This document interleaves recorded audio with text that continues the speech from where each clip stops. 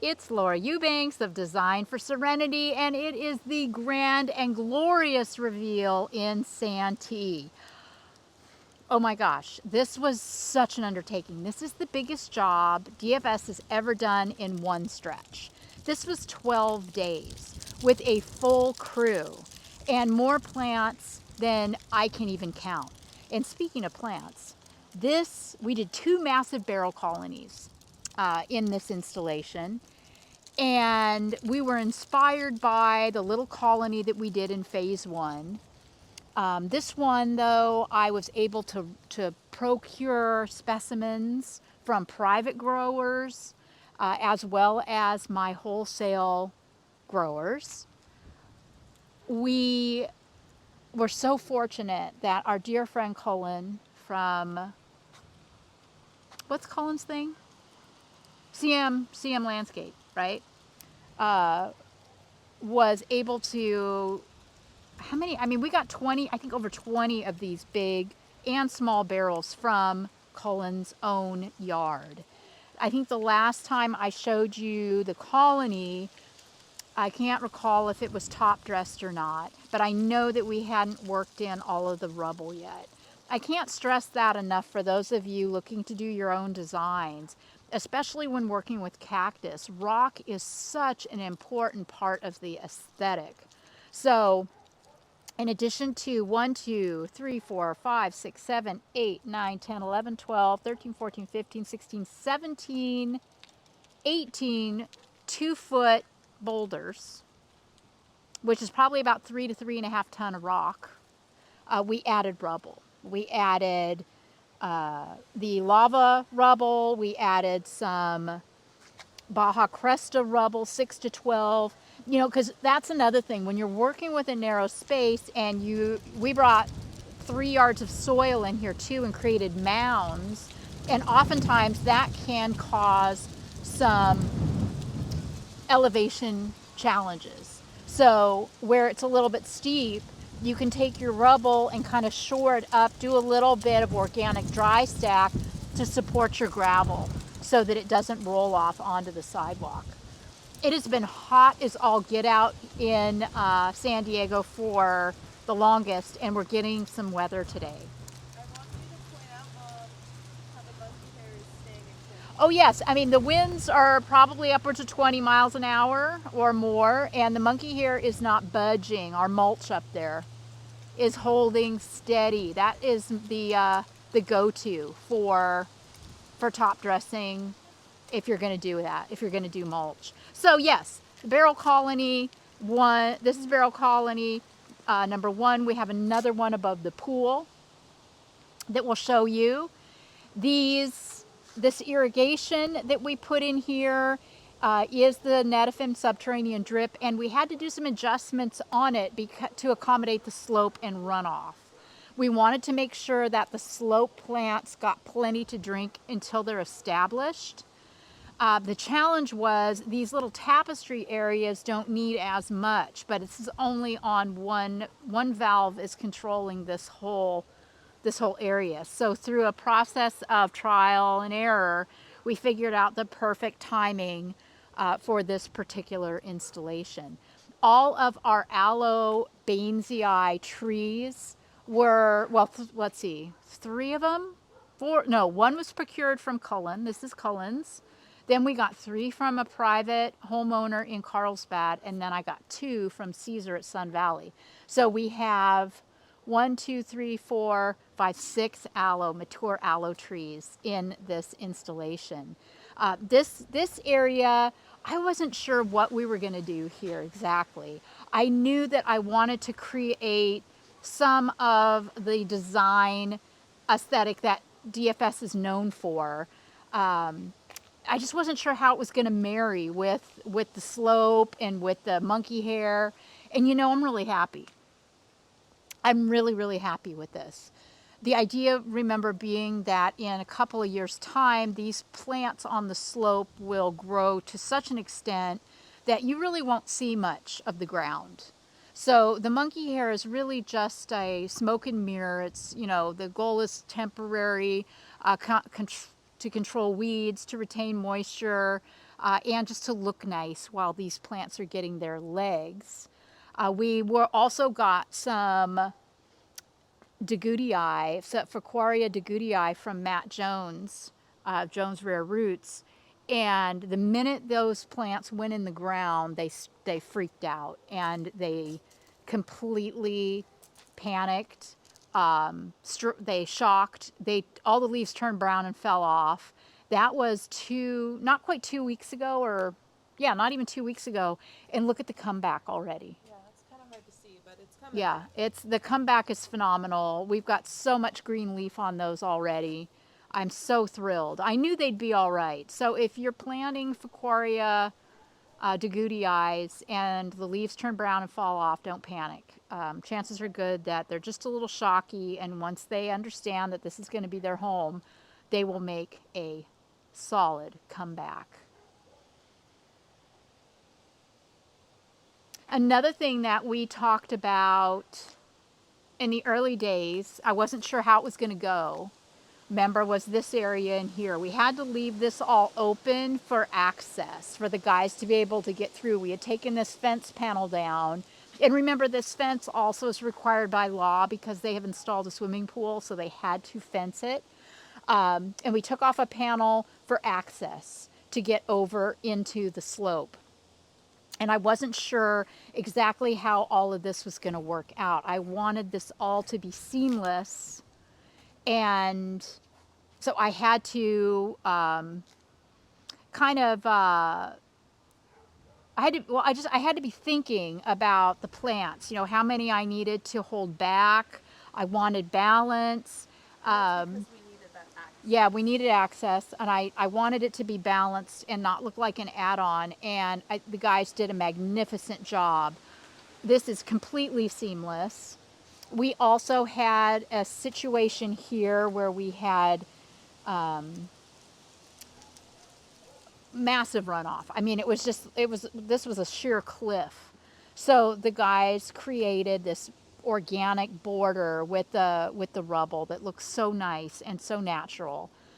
So I'm so happy with that. We also learned, as I was talking to you throughout the time on this installation about the slope, and we talked about erosion and we talked about runoff, and I know you were all really concerned about those things.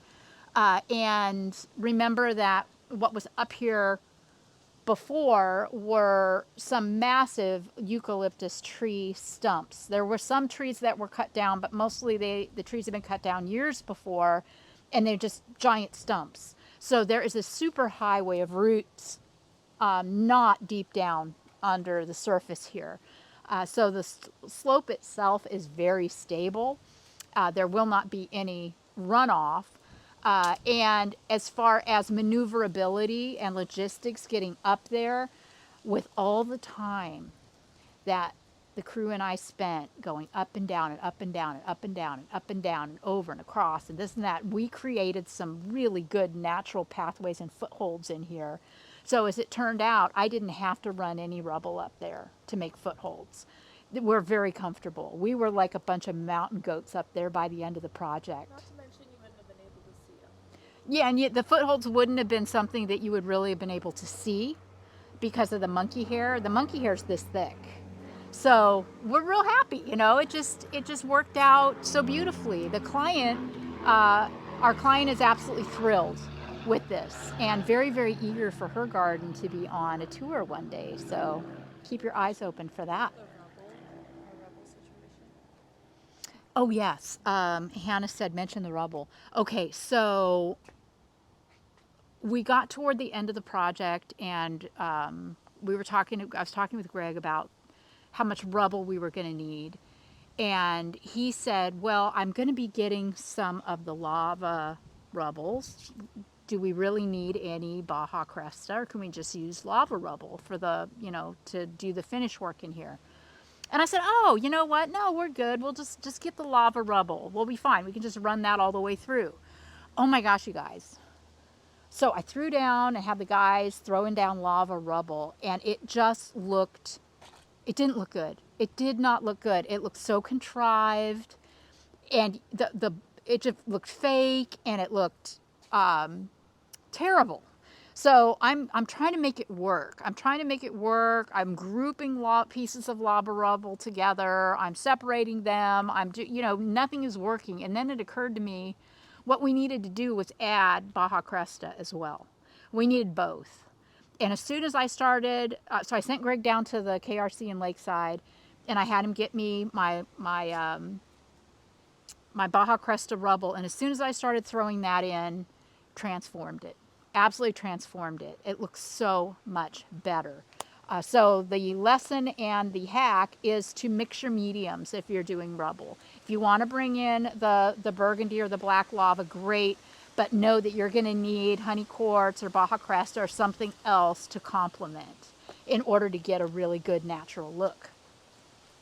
Okay, then moving on back, I'm going to go ahead and shut this because of the wind. Okay. Ah, yes, here we go. It's so pretty.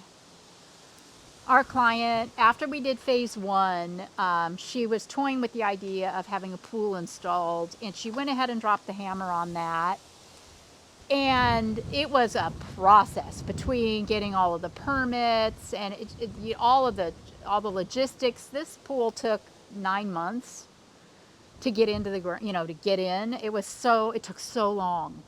But now this space is just so peaceful and so restful. I love it. They're still working out the pergola here. I think they're going to do obviously furniture and the barbecue. They've got plumbed here for gas. But wow, oh my gosh, what an incredible place to just be and relax. This cactus, the spiral, I don't know where, I don't remember where I got this. This was over in phase one, kind of baby in a corner situation. I remember when I got it, it was about this tall. I think it was a 15-gallon plant. And in just a couple of years, it has grown so much taller and it's so special that I thought, yes, let's put this in a pot. And I am so glad I did. It's fantastic. Over here, we were working with a pre-existing waterfall. Water used to run down from the top and circulate in a basin here and then run back up. And it was long defunct.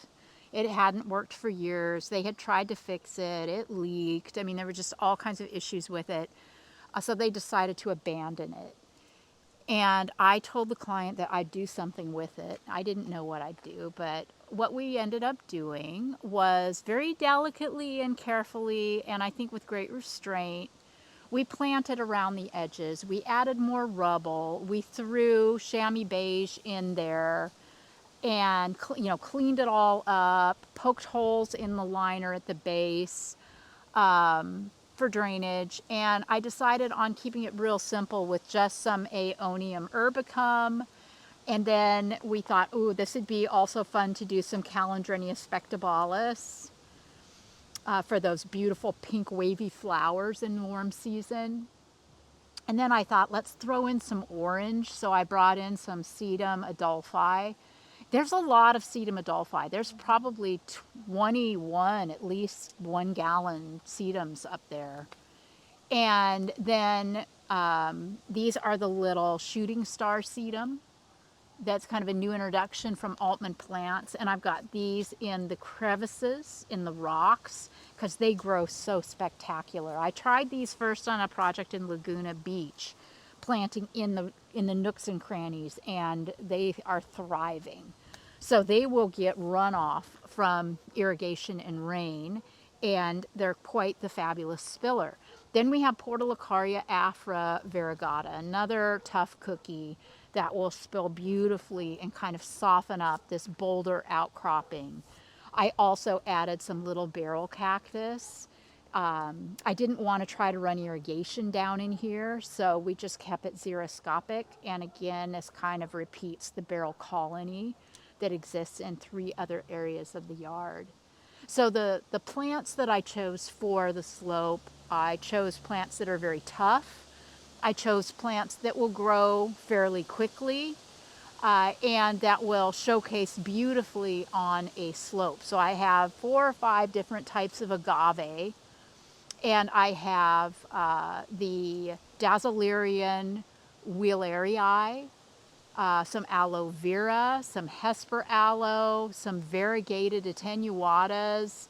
Another aloe that I love on a slope is a ferox. Fabulous blooms that can be seen from space. And of course, we've got our Petalanthus bracteatus, which we put a bunch of that in. These are plants that, as I said, will thrive on a slope and will grow fairly quickly. So it's going to be really, really exciting to see this garden take off. I've got a little bit of softness. I have a few crassula. I've got some Crosby's compact up there. I've got undulata, and I've got ovata gollum. We also have Portulacaria minima up on the slope, which is the green variety, as opposed to the variegata, which is the variegated variety. So, we took this area right above the pool to do our other barrel colony. You wanted something with not much detritus, right? Yeah, I didn't, another issue, when you're working around a swimming pool, you don't want to have to be skimming detritus out of the water all the time. And the barrels are a great choice because, as you know, they don't shed at all. And there's just something about that contrast of water and cactus that I love. I just think it's so interesting. So, this barrel colony also obviously isn't irrigated. I didn't want to be bringing a lot of irrigation into this area either. There will be runoff from above, and the cactus will thrive. That you can water barrels; they don't mind as long as there's drainage. Water away; they'll take it, and that's what's going to happen. Is they're going to get water from the runoff from the top, but I didn't, as I said, want any this low. It's amazing how much runoff there is when you start turning on irrigation. So I think that was a phenomenal solution. Our other pots, I had so much fun pulling plants in from Al's Botanic Wonders. These are all real special things that are just fun to look at, just easy, breezy. They don't require much irrigation. They're not going to grow that rapidly. They'll stay happy in their pots for a really, really long time. Our new staffer, Stephanie, planted all of these up and top dressed them absolutely meticulously. So, love my new Stephanie. She's going to be a great addition to our crew. Our Xeriscape, the client loved it, and I do too. I just, again, I could have done tapestry in there, and that would have been beautiful too had we irrigation, but since we didn't have any water, I needed to go with something tougher. She will hand water occasionally. She's got a hose that's pretty close by, but it won't need much at all. And all of these plants are specifically selected to in the hopes that they'll pretty much retain their size, so that we don't have to make too many adjustments too soon. Okay, the last slope. Yeah, I love it.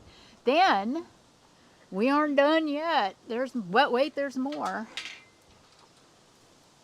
There was another area that was in our purview, and that was this downslope back here. Very steep, but very soft. Not bad.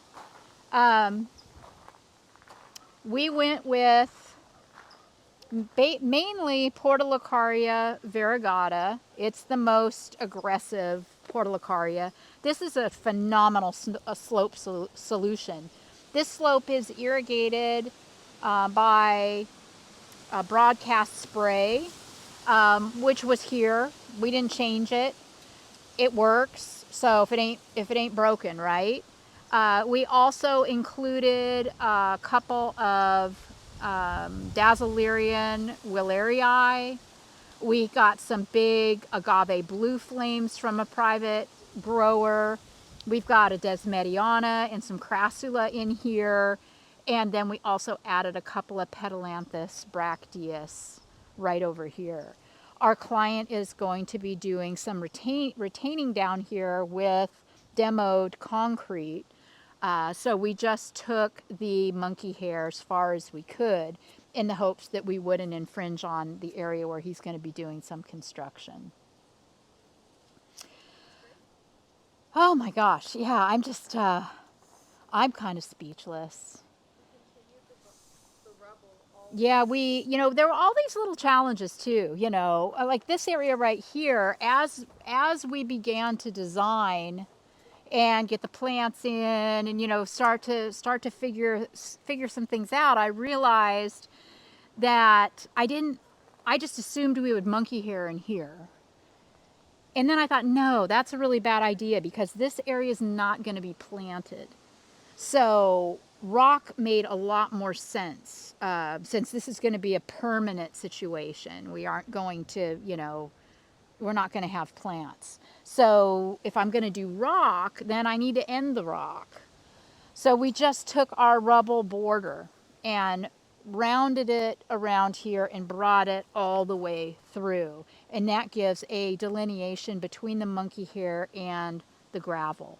Another really cool thing that we could do that would be an upgrade would be to put some flagstone down in here. I think that would look really, really nice. This isn't going to see a lot of action. Not many people will actually walk on this. Probably just us, but it's very visible.